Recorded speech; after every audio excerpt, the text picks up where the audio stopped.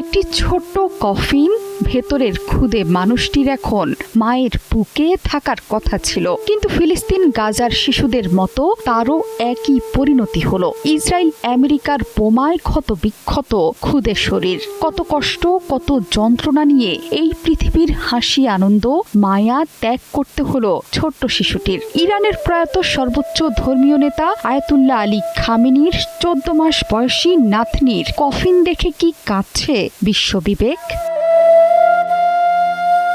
বিশ্বজুড়ে আলোড়ন তৈরি করেছে এই ছোট্ট কফিন। বিশ্বের বিভিন্ন দেশের প্রতিনিধিরা আসছেন প্রয়াত নেতা এবং তার পরিবারের প্রতি শেষ শ্রদ্ধা নিবেদন করতে। কিন্তু এই কফিন দেখে কি একটুও থমকে যাচ্ছেন না তারা? অকালে ঝরে যাওয়া ছোট্ট ফুল দেখে কাঁদছে তাদের বিবেক, জেগে উঠছে মানবিকতা।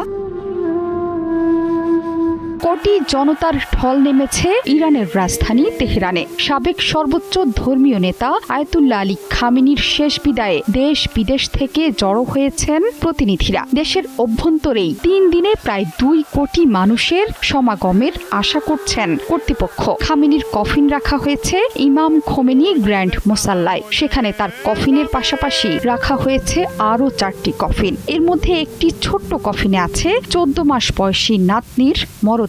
কফিনের সামনে রাখা হয়েছে তার ছোট্ট একটি ছবিও।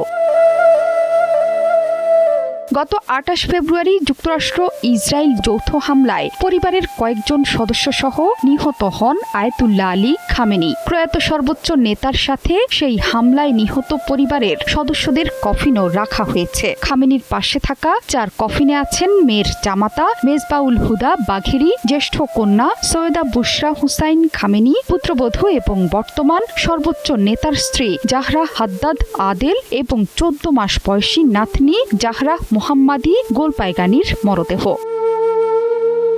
ইরানি রাষ্ট্রীয় গণমাধ্যম বলছে সবচেয়ে ছোট কফিনটি 14 মাস বয়সী জাহরা মোহাম্মাদি গোলপাইগানির। শিশুকন্যা জাহরা মোহাম্মাদির একটি ছবিও ছোট কফিনের সামনে রাখা হয়েছে। তার কফিন ঘিরেই আলোচনার ঝড় বইছে সামাজিক যোগাযোগ মাধ্যম থেকে গণমাধ্যমে। সবগুলো কফিনই ইরানের জাতীয় পতাকায় মোড়ানো। খামেনির শেষ বিদায়ের আনুষ্ঠানিকতা ঘিরে যে কোনো মার্কিন ইসরায়েলি দুরভিসন্ধির বিষয়ে হুঁশিয়ারি উচ্চারণ করেছেন ইরানের এক শীর্ষ সামরিক কর্মকর্তা। বৃহস্পতিবার রাষ্ট্রীয় সংবাদ মাধ্যমে প্রকাশিত বিবৃতিতে খাতাম আল আম্বিয়া কেন্দ্রীয় সদর দপ্তরের কমান্ডার আলী আবদুল্লাহি এই হুঁশিয়ারি উচ্চারণ করেন। ইরানের শত্রুদের, বিশেষ করে যুক্তরাষ্ট্র এবং জায়নবাদী সরকারকে ভুল হিসেব নিকেশ না করার জন্য সতর্কবার্তা দিয়েছেন তিনি। ইরানের বিরুদ্ধে যে কোনো আগ্রাসনের বিরুদ্ধে সশস্ত্র বাহিনী মাঠে আছে বলেও হুঁশিয়ারি উচ্চারণ করেছেন ইরানের শীর্ষ সামরিক কর্মকর্তা। জোহরা চৌধুরী সেতু, 71।